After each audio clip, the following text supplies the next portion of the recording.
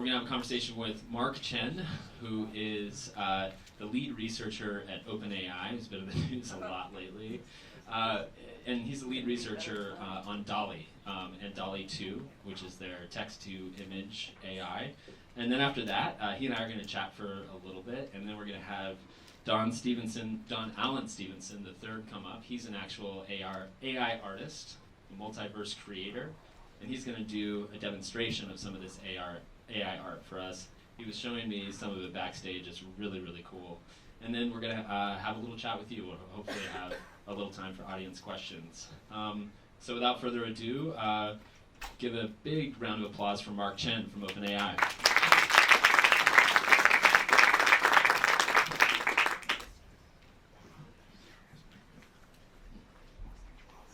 Mark, welcome.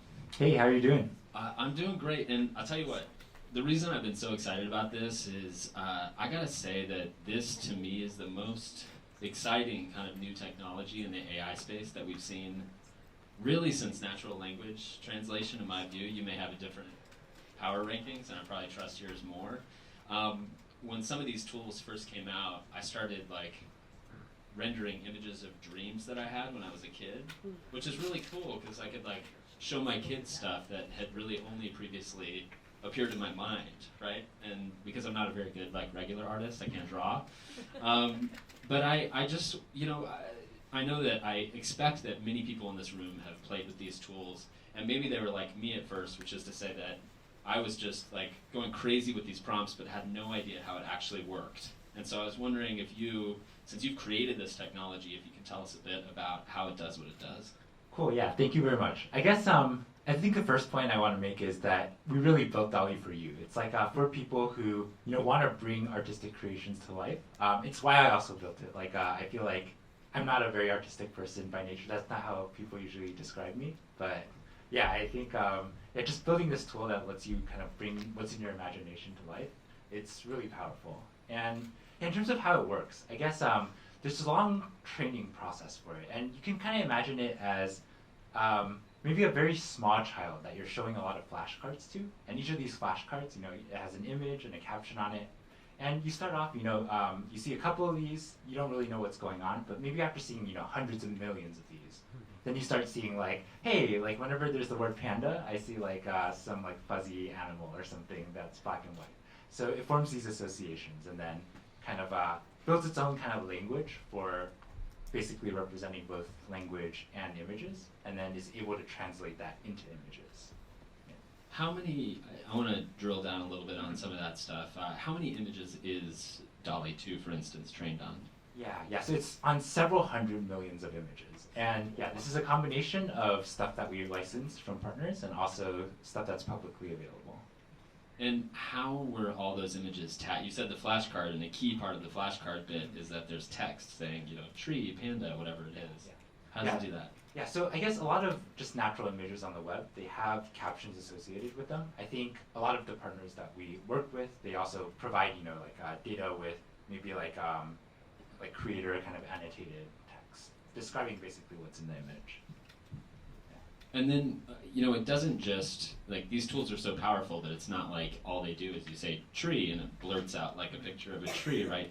You can do really complex prompts that generate, and Don's going to fire some up for us a bit later, but that generate really complex scenes. And so I guess I understand intuitively how it might just, find a way to Microsoft Paintbrush a tree, but how is the thing creating a whole scene? How does it know how to distribute objects within the visual field? Yeah, that's a really good question. And I think some of that is the magic of AI today.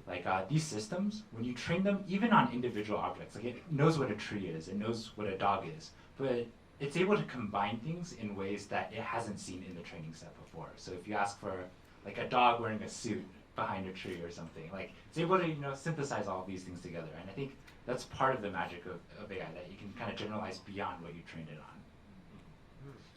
on. I spend a lot of time, too much time, on Instagram and Twitter, and there's so many accounts now that are just proliferating, that are showing cool things that people do with this tech. I saw one the other day that there's someone on Reddit who's generating, and this is like kind of a sophisticated user, but generating selfies at historical events going all the way back to antiquity. So you have this like crazy photorealistic image of himself standing in front of the Trojan horse with like soldiers spilling out of it. It's like great stuff that would be like, for Hollywood to do a shoot like that would cost a lot of money. And anyway, I'm seeing it just on Twitter or whatever. You guys are in the actual lab. I was just hoping you could talk to us about some of the cool stuff you've seen lately. Yeah. So I guess so there have been 2 iterations of DALL-E, right? Like the first iteration, DALL-E 1, I think what we wanted to do was just provide us proof of concept that you could even turn text into images. And with DALL-E 2, I think it's what you described. Like we wanted to cross this photorealism barrier. And basically that's what I mean by that is, if at a glance, you might not be able to tell if some of these things are real photographs or not, right? And you really wanted to feel like it could have been you with, pyramids in the background or some Trojan horse.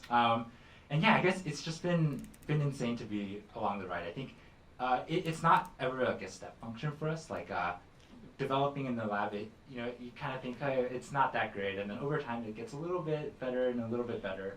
And and at some point, it just crosses this. You're like, hey, this could have passed as a photograph for me. And so to make the technology better, is it just a matter of training it on more and more and more images with better metadata? And if so, watching how people use this and all the creative things that they're doing with it, does that feed into how you think about actually what image sets do we want? Yeah. I think it's an important kind of ingredient, like how you choose the data set, how you choose the images to train on. That's a very key ingredient in training these systems. Another thing, I guess, with training these large, what are called neural networks, there's an art to it as well. It's kind of like you want to make these neural networks big enough, so they're basically have enough kind of base intelligence in some sense to be able to compose all of these elements together. So there's a kind of art to scaling these big models. There's also an art to prompt writing, and again, we're going to have Don show us a little bit about that. But I imagine you all are experimenting with that in-house a lot, and I want to talk about the craft of it, because as a writer, I think quite a bit about sort of crafting sequences of words that will conjure vivid images in the mind of a reader. And in this case, when you play with this tool, the reader's imagination has like the entire visual library of humankind at its disposal. Which is really powerful. And so I'm wondering, like, how has the way you thought about prompt writing changed from, say, DALL-E 1 to DALL-E 2?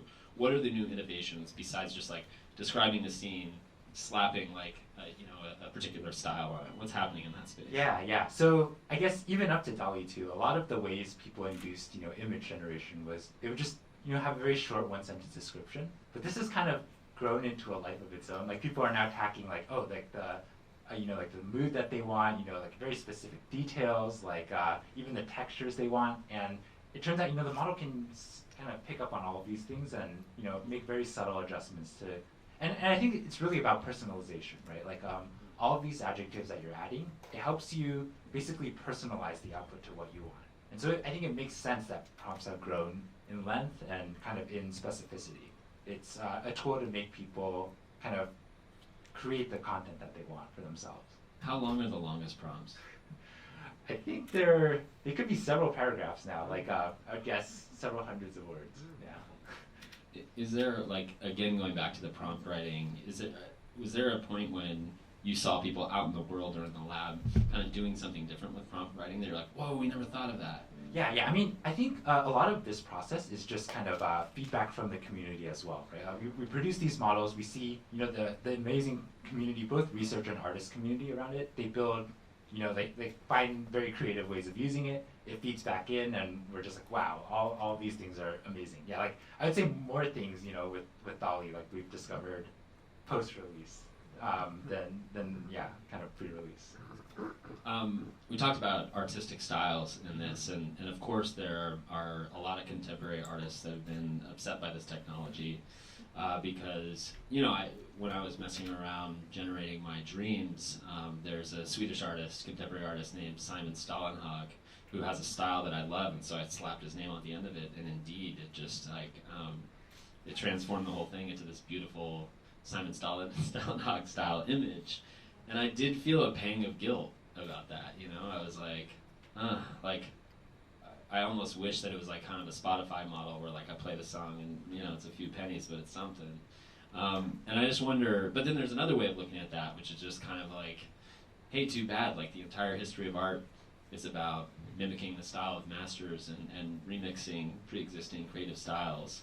Anyway, I know you guys are getting a lot of blowback about this, so tell me what you think about it. Where do you think that's going? Yeah, I mean, I don't think the latter interpretation is the correct one. Like, our goal isn't to go and kind of like stiff artists or anything like that. And I think throughout the whole release process, we've wanted to be very conscientious and work with the artists. You know, have them tell us, you know, what it is you want out of this, and how can we make this safer for you. And I think the way we launched it too was in this iterative deployment process. Like, we wanted to collect a lot of usage data to make sure, you know, people weren't abusing this kind of behavior.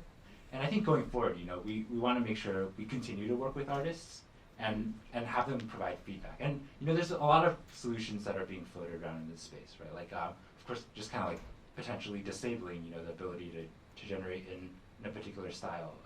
But you're right, you know, there's also this element of inspiration that you get, right? Like, people learn from, in some sense, from kind of like imitation of masters. So. Yeah, and I also, I mean, I don't think this is a technology that's good. I mean, it's been mostly good from my experience, but I don't think it's proper to think of technologies as necessarily good or bad or additive or subtractive. Like Neil Postman has a line that I love where he says that instead of thinking of technological change as additive or subtractive, think about it as ecological, as sort of changing the systems in which people operate. And in this case, it's artists. And so I wonder, because you are in dialogue with artists, both, you know, sort of normal visual artists who maybe work in paint as a medium, but also people like Don. And what are you seeing as in terms of the changes? Like, what does the creative space look like 5-10 years from now in the wake of these tools? Yeah, I mean, I think the amazing thing with DALL-E is we found that artists are better at using these tools than the general population. And I think that's the feedback that they're I think 10 times more creative than I am with it. And we've seen some of the best artwork coming out of these systems basically produced by artists. And sometimes, you know, they're actually the ones who are like, hey, I wish it could generate in my style better. And like, so it's been interesting. But I mean, again, I think going back to the reason we built this tool, it's to really democratize, you know, image generation for a bunch of people, right? Like people who wouldn't necessarily classify themselves as artists. And yeah, I think like, of course, like with AI, you always worry, you know, about job loss and displacement. I think that's the first thing that comes to mind. But and we don't want to kind of ignore these possibilities either. But we do think, look, it's a tool that allows people to be creative, and we've seen so far artists are more creative with it than regular users. And there's a lot of technologies, you know, like, you know, smartphone cameras, right? Like it hasn't replaced photographers, and I think photographers, it allows us to kind of coexist, and people can make the images they want as well. You know, as transformative as Dolly is, it's not the only show at OpenAI. In recent weeks, we've seen ChatGPT really take the world, or again, at least my Twitter feed, by storm with these really text-to-text prompts. And I was wondering if you could say a little bit about how the evolution of those two products has made you think about the difference in textual and image creativity, and then also if there's like, what are the potential collaborations across lines? How can you use these tools together? Yeah, that's a really good question. So, I mean, text and images, they're fundamentally, they feel like very different ways of interacting with the world. And I think you can see that a little bit with the way people kind of use DALL-E and tools like ChatGPT. Like with DALL-E, you can get a very, like a large grid of samples, right? You easily pick out, oh, this is the one I like the most. With text, you don't necessarily have that luxury, right? Like, people don't want to read through like 8 different text samples and pick one. So in some sense, like the bar for text is a little bit higher. That's my personal sense. But yeah, I do see, you know, a lot of room for maybe like these kind of models to be used together in the future. And I think maybe Don will allude a little bit to that. But yeah, just like thinking of, oh, maybe you have a conversational kind of interface for generating images. That's certainly something that's exciting. All right, we're going to get Don up here in a second, but first, I always have to ask this. Whenever you have what feels like a big leap forward in AI technology, I always want to ask the creators, you know, I'm interested in whether we're ever going to get to something like an artificial general intelligence, right? Something that can operate in many different domains instead of being really specific to one domain, like a chess-playing AI. And seeing this, I just wondered, from your perspective, is this an incremental step towards that, or does this feel like a leap forward to you? Yeah. So I guess one thing that's always differentiated OpenAI is we want to build artificial general intelligence, and we don't care necessarily about too many of these kind of narrow domains systems. Our North Star is really building this general intelligence. And a lot of the reason DALL-E plays into this is we want to wait for kind of internally to see how our models are viewing the world that we see, right? Are they seeing the world in the same way that we would describe it? And so, yeah, we provide this text interface. We can see what the model is imagining and make sure that the model is calibrated to the way we perceive the world as well. So yeah, I think we think it's an important step forward. We think general intelligence will necessarily need to be able to generate images and realistic images. That's cool. It needs an imagination. Everyone, welcome to the stage Don Allen Stevenson III, who's going to give us an AI art show.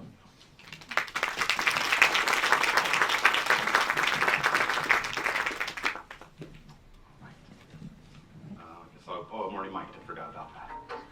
Hello everybody, my name's Don. Thank you so much for coming out today. And I want to kind of talk about some of this stuff of how artificial intelligence can revolutionize art and creativity by showing you lots of examples of practical use cases of this. So I'll go ahead and proceed forward. Hopefully this button works. Let's try that one. There we go. All right, so yeah, how I use DALL-E. And I want to show you some of the futuristic ways that I think of using it for work. Hopefully it gets you excited to jump in. So here we go. First off, I've kind of used DALL-E 2 now to kind of do every single stage of the 3D creative pipeline. So before I was an independent speaker and contractor, I worked at DreamWorks for 3 years teaching all of our software, teaching animation software, lighting software, texturing software, all stuff in-house. And I found that with AI art assistance, we can do a lot of these things now, maybe not at a studio space, but as an individual. So these are some of the departments that I would teach at DreamWorks, and these are some movies. So we had things from storyboard artists and character and environment artists, expression sheets for animation. We have modeling and surfacing and texturing and rough layout. There's just a lot of different departments. We have crowds, lighting, and effects. I'll just give you some examples of these. Like crowds, all of our characters that might be in the background that aren't a main part of the story, that would be the crowds department. And now you can kind of use AI to do some of this stuff. So the concept here is whole departments are kind of now text prompts. And that's the biggest shift that I've ever seen. So here are some specific use cases that I've come up with in my time, short time. It's only been around for I feel what, 8 months max. So here we go. First one is I've been using it to make and inform physical art. So these are some shoes I designed. First, the design for it was, oh, awesome. The design for this was made initially right on, in DALL-E. It gave some prompts of, okay, what would be some cool, designs on the sides of white chucks made out of Sharpie. And I want them to be inspired by color that might feel influenced from 90s comic books. And then it spat out a design, and then I would try to then physically draw that myself with my hands on an actual shoe, and then sell the shoe, or turn it into a print. The other example here, I asked for, I think, a Jesus Christ character versus an alien on two horses, preparing for the inevitable black hole consumption of the universe. And of course, it came up with a great image for that. I then projected that image onto a physical large-scale canvas, and then used acrylic paints to try to, I'm going to go ahead and paint that. So the idea of using it to inform, I struggle with composition. I know in my head, I know I want these two horses, there needs to be these characters on them, but if the tool can help inform how I make the physical art, it actually enhances my physical artwork quite a bit. Because otherwise I would just kind of stare at the canvas blank. Maybe I don't even fill it in because I'm just this just doesn't feel right. So that's the first one. Let's do some more. Metaverse design blueprints. So I know that's a loaded word these days, the metaverse. I kind of think of it as virtual environments. So all three of these images, I used a feature inside of OpenAI's DALL-E 2 called outpainting. And all these images did not start off this big. If you kind of imagine with your hands real quick, if you cropped in and made a little square shape with your hands, and you held it over this image, I started off with a very tiny fraction of this image. So I said I wanted a spiral staircase in this case. So for this one, I just started off right around here. And I said I want a spiral staircase on a hill. And then I moved the frame a little over to the side and said, hey, I want to see maybe a cave entrance and some steps leading down to a river. And then I moved it to the side again and said, you know what, maybe there's like some rock structure over here. Oh, what if there's something over here? And so I almost wish I could show you a time lapse of making that, because it wasn't just generated from one prompt. It was generated from many iterative prompts and me moving the frame around and deciding what should go here, what should go there. And then you get this whole concept. Same idea for this one. This was an amphitheater design that I sent to an artist. I wanted them to build this in a 3D environment like an Unreal Engine, so we could turn this into a metaverse space that people could attend virtually. But I had a specific concept in mind, and I gave them this concept within like an hour of even discussing, do we even want, like, what are we going to build?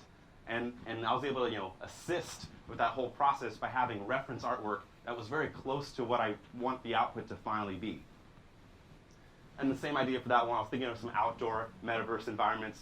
Seems kind of counterintuitive, but I wanted like an open space, different islands for different parts of the experiences. Okay, let's go some more.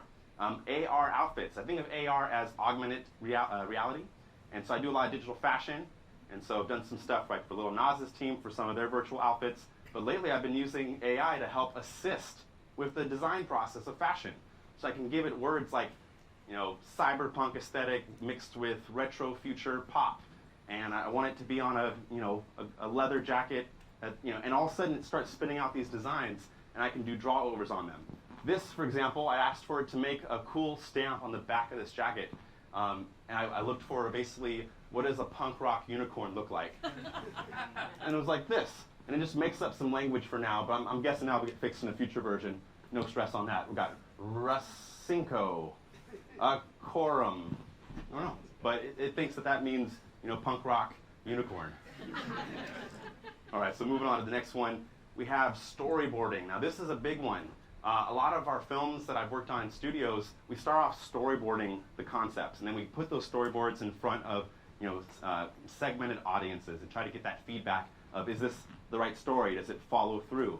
But there's a lot of pre-development time of coming up with those storyboards, illustrating them and seeing if it works against your work. So I gave some storyboards. I asked this prompt. I said, an anime mech robot sits in a bed under a soft light and discovers the meaning of life, digital art. I put comma digital art because that helps inform the AI what kind of output I want it to give me. So I wanted a digital art output, and then it made that image. And I wasn't even thinking of that at all, but that kind of blew my mind. So then I tried it with other ones. What if it was more like hand-drawn storyboarding, and we got this like dinosaur, a purple dinosaur wearing a pair of overalls sitting at the edge of a lake, skipping a rock on the river, concept art. And it just blows my mind that you can go through that pipeline of telling a TV show or a movie or a story much more smoothly. You can iterate on your storyboards, and it's not taking a tremendous amount of time like it used to. Pattern making. Yes, if you add the words repeating pattern, you can make patterns. This could be great for physical fashion, virtual fashion, 3D object design, animation, storyboarding, and surfacing. So I found you can make repeating patterns this way, and it's very useful. Characters and environments and concept arts. So for this, I just added this one this week. This dragon here.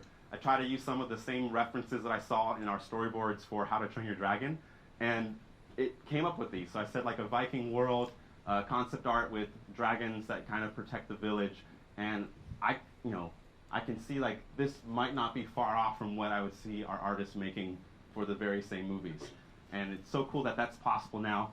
I've been doing environment design, so I wanted to have a cool cave environment, and I was thinking what kind of characters live in here. Well, it's probably wizard dragons, likely. So being able to come up with these visuals that seem outlandish, me as like a designer can actually take riskier decisions in my creative thinking that don't waste the company's time, don't waste my time. It saves so much time. So I'm like, okay, well, what does a wizard dragon look like? Let me explore that for like 5 seconds, and then you get these outputs. Modeling reference, so we have a whole 3D modeling department. That's like when we take our concepts and make them no longer 2D. We need to make these 3D. What's the back of the head of a character look like? What's the whole, what's their finger placement. And so I've actually asked DALL-E to give me modeling reference. And I love how in some cases it's given me like, what does the back of that character look like? What does the side of that character look like? And when I hand that to a modeling artist, or if I model it myself, that's usually what I need to know how to model it. I need to know what does it look like from all these different sides, but now we can generate those images. Super useful. Think about products and manufacturing. You know, if you can help kind of create the whole look development without having to put a lot of overhead, it's very useful. Graphic design, of course, I try to ask it to do some movie covers for movies I've worked on. And this is its take of How to Train Your Dragon Hidden World. And this is its take of Trolls World Tour. And I was just like, huh, interesting, really creepy on this one. But not a bad place to start. It understood very general concepts. You know, a lot of animated movies have very large eyes on their characters, so it kind of nailed that. It knows that there needs to be some kind of font and text that's very bold and big up in the top middle part. So it has these ideas, and I think if I just spent more time outpainting, I might be able to get a complete poster. Brainstorming. I have weird things I brainstorm, of course, so I was just wondering, what's a Renaissance painting depicting UFOs causing the extinction of the dinosaurs? What does that look like, especially if Leonardo da Vinci was to illustrate it? And it's helpful because now I have something to, you know, look at this evidence I have. You know, it's in record. But it's just kind of fun to help brainstorming, because oftentimes, you know, brainstorming involves divergent thinking. And so sometimes, you know, if you're only thinking convergently, you're thinking just from within your own head, it can be very limiting. But when you have a tool that can allow you to, it rewards you for thinking outside the box, because you get these visuals that accommodate. It's unbelievable. I've been using it to make virtual reality avatars. So I come up with concepts, and then I later then do the rigging. It's kind of like when we take a 3D model that's static in a very boring T-pose, and we give them bones so that we can actually puppeteer them. So being able to come up with the reference of those characters is very fun, but also, you know, in the past, very time-consuming. But now, not so much. If I can just start to describe the words, I can really get a nice visual idea of what that character will look like, and it's just very fun. Different hairstyles are as easy as just saying, give me some variations of hairstyles. Instead of having to model all of that or illustrate all of that, taking weeks, months, it's now like, I think, what, 3-5 seconds? It's a big difference in time. Here's another one that we use a lot in the 3D world. They're called HDRI Maps, stands for High Dynamic Range Image. We use these to do with a process called ray tracing. It essentially creates light around 3D objects. So if you have a really reflective object in a room, part of what makes this chair feel real right here is the light hitting the wall and hitting the floor is bouncing around this object, and we believe that this chair is in this room. And so we replicate that in 3D movies, games, and shows by wrapping light around our environments. So I made this entire HDRI map using the outpainting feature for, you know, with OpenAI and with DALL-E 2. I started right where those stairs were, and I kind of went across the image horizontally at first, and I would say, you know, give me a part of a room, Frankenstein's lab, if it was kind of like a spooky pop-up shop, and I need an HDRI map of that. And I went across the whole frame and got a very long wide shot. Then I moved my outpainting frame up and said, give me the ceiling of that same prompt. I did that all the way across. Then I moved it below and I said, give me the floor of that same prompt. And so all of a sudden I get this giant HDRI image, things like 4K resolution, and when I wrap this image around my 3D models, it looks like they have the proper lighting of a real environment. And it's convincing. We've sold products with that HDRI map wrapped around it for lighting it. So I know it works. I've been using it for AR installations. So that's not a real painting right there. It's a virtual one I made. But the artwork was made using that outpainting feature with DALL-E 2. And once I made this really bizarre image, I decided to throw that onto a virtual canvas that I could place on the wall, and it tracks on the wall, and it feels like it's there. The main idea I want to kind of get across to the room today is that what used to be whole creative studio departments, the whole thing, are now text prompts. That's a very big shift in just like a 8-month period. So I want to also share, how do you get better at some of these text prompts, especially when it comes to OpenAI. One of them is you can use their new product from last week called ChatGPT to literally generate better prompts. So I asked it, I said, hey, can you describe a short and detailed prompt that is perfect for generating images of interior environments for DALL-E 2? Ideally have it be a futuristic solar punk room that has a lot of nature inspiration, and I'm looking for a very short prompt. And then ChatGPT was like, yeah, here you go, here's a possible prompt. This giant prompt I then copied, and I didn't even think about describing like, oh, with geometric shapes. Oh wow, what about purple that contrasts against the warm golden glow of the artificial sunlight that's streaming in? Didn't even know that was there. Like, this is a space where technology and nature coexist? What? Right? I'm sitting there thinking I'm just going to get like futuristic room. But no, it put a lot of really helpful words in here that actually literally paint a more detailed picture. So then when I copied this entire prompt and pasted it into DALL-E 2, I got those images up there. All three of those images came from the same prompt. Think about that. That's nuts. And so useful, because like, what if I'm an interior designer and I now have a spot that I have a really good spot to start from? Or even, who would even think, like, I wasn't even thinking of, the skylights that have artificial sunlight. So just that kind of conceptualizing can help. So ChatGPT can help your prompt be better, since prompting is going to be very important. You might want to improve it. We have another example here. I've also asked ChatGPT to teach prompt engineering. Yeah. So if you're like, I don't know how to prompt engineer, what do I even do? Well, you can just chat about it with ChatGPT. So we got this example here. I wrote, I'm having troubles imagining a prompt to enter into an AI art generator. Any ideas? And then the AI art generator, or I guess not AI, the ChatGPT replied, if you're having troubles coming up with a prompt for an AI art generator, here are a few ideas you could try. Describe a scene or a setting that you find beautiful or interesting, such as a forest or a sunset or a bustling city street. Another bullet point they have here is choose a color or a combination of colors that you find appealing, and ask the AI to create a work of art using those colors. Ask the AI to create a portrait of a real or fictional person using a photo, or pick a theme or concept that you find interesting. So I just thought, how cool is that? Like, even if you feel stuck at that level of I don't even know what to say, if you communicate that you don't know what to say, it can help you along. It's like, oh, here are some options. All right, so ChatGPT to teach prompt engineering to help accommodate, and then, of course, you can write better prompts. I think, is that one of my last slides? Oh, yeah. So now I'm going to give you a brief interactive demo of this tool in real time. Hopefully we have a stable internet connection on this computer. That's the only limitation. Let me know from the back, when is it okay for me to do that? Okay, stuff is moving on its own.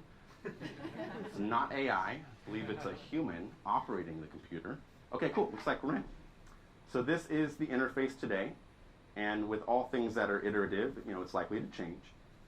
So this is the interface, and I don't like typing because I can't spell very well and I can't write very well, but I can speak. So what I do is I go into here and I just hit the microphone icon. I don't see the mic icon on your computer. Okay, I guess I'll type for now. This is where I would put in the prompt. Actually, can someone show me where the mic icon is? That was the main reason for using this computer. Is there a microphone button? I'll hang on a second. In the meantime, I'll say, an environment. I'll say, oh, we got someone coming out here to help. There isn't a mic on that one. Oh. Sorry. Okay. Well, this is awkward. I'm not the best typer, so I will try my best here. Oh, yeah. Oh, yes. Thank you so much. Which button did you double tap? Was it controller? Okay, great. Thank you so much. Yay, lifesaver. Yes. Come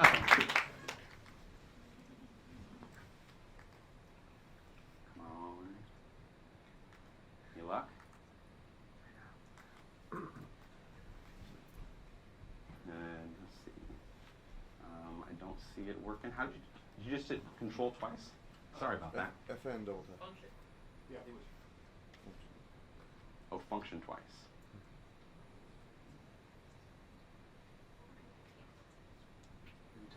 Okay.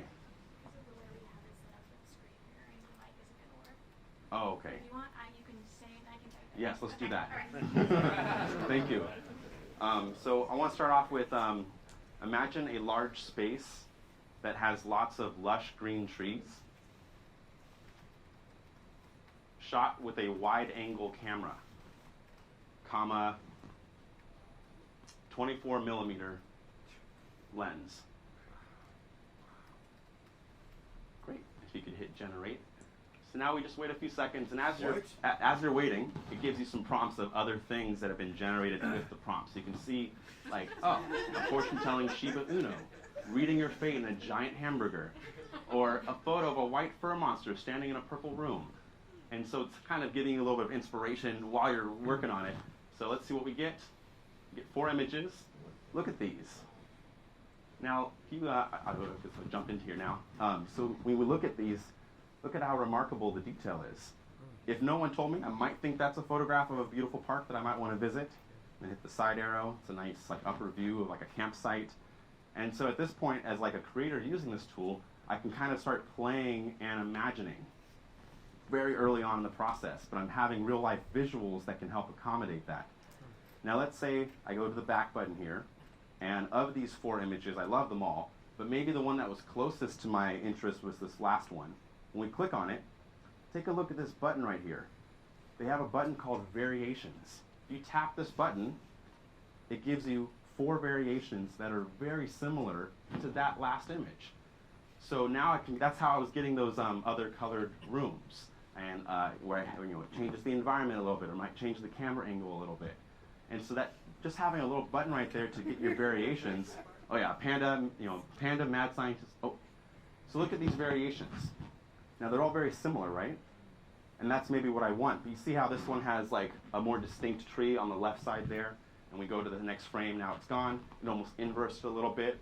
But it still feels like this could literally be at the same park, the same fictional park.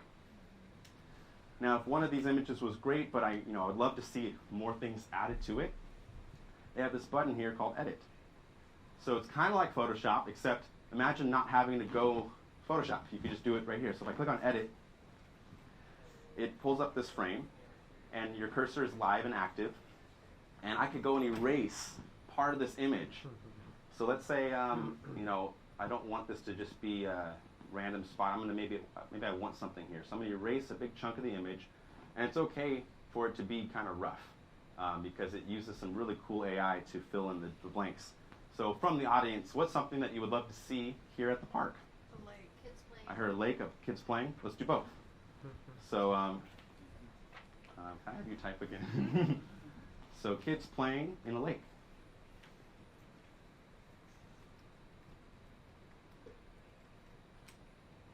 Awesome. So now it's generating. You'll see this blue bar. Oh, it's generating. And now it's going to try its best to fill in that query, but only in the region that we edited. Here we go. Give it 3, 2, 1. 3, 2, 1. Okay, here we go. I mean, 6 seconds, not bad.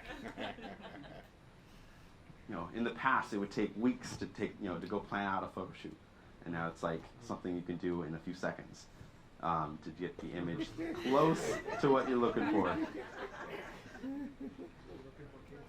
Still looking for those kids in the lake. They might be lost. In the meantime, these other ones are very fun. You got oil painting of a portrait of a how do you pronounce that word? Capybara. Capybara. Beautiful. Okay, cool. We got some images. All right, so let's take a look. All right. So what's interesting about this is it understood the message, but me as a, I guess an art director in this case, I didn't give the AI enough creative freedom. I literally just erased a small portion and said, you make it work. Just make a lake work. And it was like, all I can fit in this region is a puddle. I don't know what you want from me. Right? So in that sense, if I wanted to get a better result, I would click Edit on this and then erase more of the image. And just the fact that you're not punished for wanting to iterate on your design, and it's not a big ask to iterate on the design, and it keeps my previous prompt because I don't like typing, thank goodness. I hit Generate. And now it's going to use that same prompt of kids playing in the lake, but now I'm giving it a lot more creative freedom. Just giving it more space allows it to almost like, I think of like an artist. You ask an artist to like paint a canvas, but then you like only allow them to paint this tiny part. They'd be like, well, the image is already kind of done. I don't know, I'm not sure what you want me to do here. So I find that if you give it a larger canvas to work with that's blank, it performs really well. Oh yeah, here we go. It's a little bit closer to a lake now. And you see what's cool is it even knows things like reflections. Like it actually adds the sky back in there. We see the tops of these trees in some examples. And I'm just cycling through these iterations. Now you could think about this tool for so many different use cases of art direction, but I just wanted to show you how it would work. And then I think since I'm logged in, I can go to a new tab and show you how I could actually use ChatGPT to make my prompt better. Where's the new tab button? Oh, where is it? Is this one? Yeah. Thank you. And I'll just do ChatGPT. All right. Hopefully it still has my login from a moment ago. I just go down to the try ChatGPT. This thing is amazingly cool. Okay, I just hit the login button. Should be logged in still.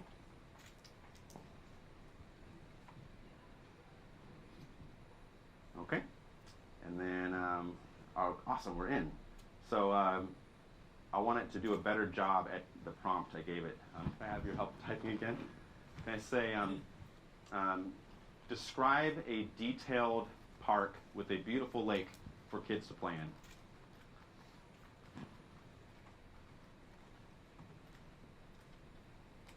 Amazing. And then watch it write this. A park with a beautiful lake for kids to play in would be a large green space with plenty of trees, grassy areas, and flower beds. The park would have a large, crystal clear lake at its center, surrounded by walking path and plenty of area for kids to play and explore. There would be a sandy beach on the side of the lake with a playground nearby. The playground would have swings, slides, climbing structures, and other fun things for kids to do. On the other side of the lake, there would be a covered picnic area with tables and benches for families to enjoy a meal or a snack. Nearby, there'd be a small amphitheater where kids could watch performances or participate in activities. The park would also have, you get the idea, so I'm going to go ahead and copy all of this. And just right-click on it, copy. And then I haven't tested this, right, because it just got written right now. And I'm just going to go back to DALL-E, and I'm just going to enter that in as my prompt and just see what happens. So I select there, and then paste, and then generate. So you saw my description of a lake was pretty plain, because maybe on the spot in a room when I have to generate a prompt, it might have a lot of pressure associated with what to say. But then if I have that moment to just ask my questions to ChatGPT, it could give me a 3-paragraph detailed explanation of this park for kids that did not exist before. So let's take a look at what we get. Fingers crossed this works, because again, it's all live, all real time. We have no idea what we're going to get. Give it a few more seconds. Photo of a teddy bear on a skateboard in Times Square. That's super adorable. Almost. Just give it a few more seconds. After this one, I guess we can move to Q&A. Okay. Great. So hopefully we get this one running. I just want to end it on this note. Wow. Look at this park. I'll go through all 4 of them. Oh my goodness. Like the fact that there's paths here. Like I actually would want to go to this park because it actually is conducive to like walking and riding your bike. And it's cool that it has a lake, and it looks like a place for for boats. There's a nice place for seating. Let's take a look at the other images it generated. Oh wow, they put a whole Ferris wheel over here in the lake. Really dangerous for the little ones, so be careful. We have this nice little island, might be great for a bunch of geese. Let's go to another one. This one almost looks like the plans for a park, almost like a theme park, one of those map views. They're kind of ideating what is going to get built where. They can say that this is where our theater is going to go, and this is where our mazes are going to go. This could be our lake ride, or whatever this is. Here's just that idea. But the last one I think was the most stunning to me, in that it really is like this is like a really cool park. It has a very centralized feel, so I could just imagine little kids really enjoying walking around that campus in a sense and being surrounded by all that nature. And so there you go. Those are some examples of, like, real-world examples of how I would use DALL-E 2 with ChatGPT. And the fact that all of the stuff is, like, young still means it's really time to, like, get in on it and start experimenting with it. It can help enhance every industry. It's not just limited to art. I know we're here for creativity and art, but it can really help. Hopefully you see it in yourself now, like what this could do and how revolutionary this actually is. But yeah, that's all I have. My name is Don. Thanks for tuning in.